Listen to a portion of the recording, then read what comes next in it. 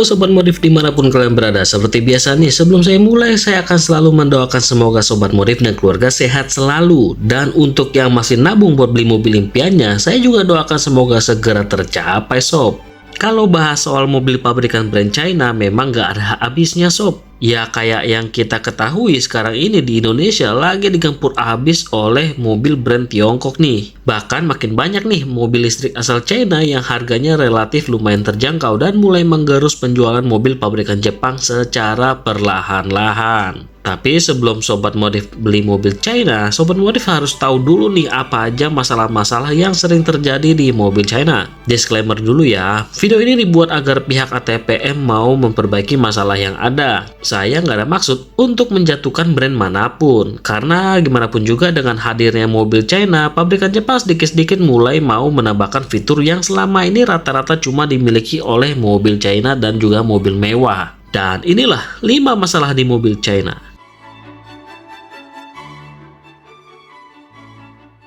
Masalah di poin pertama ini memang masih menjadi salah satu masalah terbesar dan juga menjadi alasan yang paling utama kenapa mobil China masih dipandang sebelah mata. Yang baru-baru ini terjadi adalah keluhan dari salah satu pembeli mobil listrik merek BYD, di mana di dalam keluhan tersebut disebutkan bahwa si pembeli ini dikirimkan mobil yang kondisinya nggak kayak mobil baru Sob, kaca yang kotor banget, dan setelah saya lihat fotonya sendiri ternyata memang kondisinya agak mengenaskan Sob. Yang lebih parahnya lagi adalah dari pihak dealer pun hanya memberikan voucher atau penggantian biaya poles sebesar 500.000 aja. Hal inilah yang akhirnya menjadi concern dari para calon pembeli mobil Cina karena memang terasa banget fitur gacanya kalau beli mobil Cina. Dan kejadian seperti ini nggak terjadi di brand BYD aja Sob.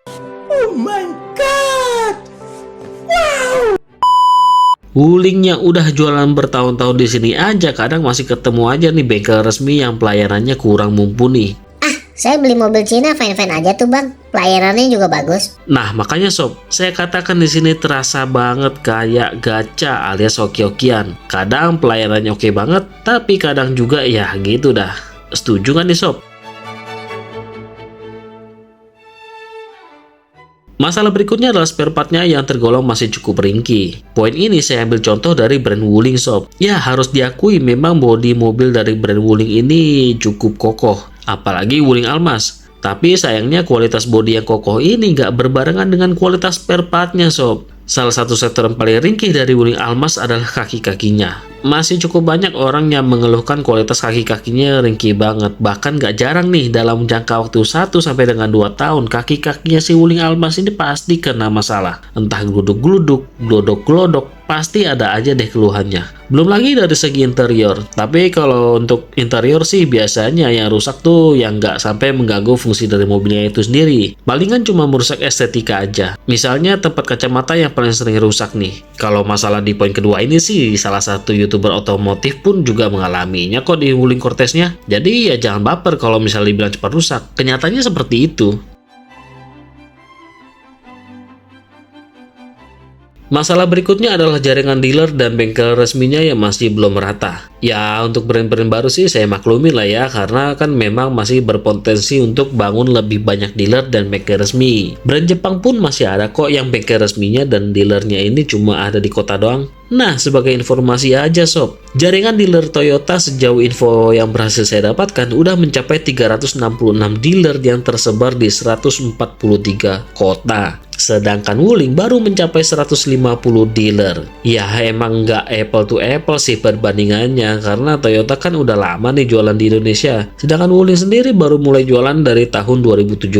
Tapi mau gimana pun juga pembeli ya taunya dealernya nggak tersebar sampai ke kota kecil. Nah ini juga bisa jadi catatan nih buat merek-merek Cina yang baru mulai jualan. Selain perbanyak jaringan dealer dan bengkel resmi, perbaiki juga nih kualitas montir dan pelayanan di ruang tunggunya.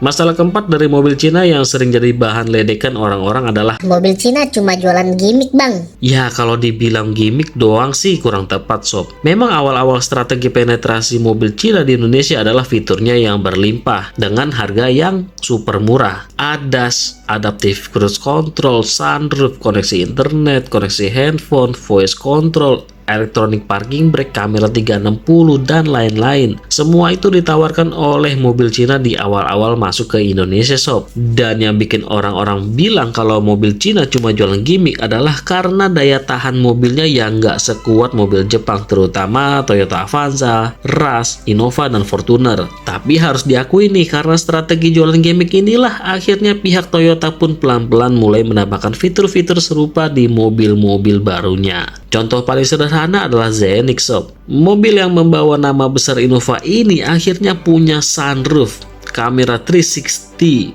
electronic parking brake, dan ADAS. Avanza dan Veloz pun juga mengalami perubahan yang positif dengan jualan gimmick juga. Ya mudah-mudahan brand Cina ini bisa memperbaiki kualitas mobilnya juga ya sob. Biar nggak dibilang cuma jualan gimmick doang, karena Indonesia lebih suka sama mobil yang badak ketimbang banyak fitur gimmicknya.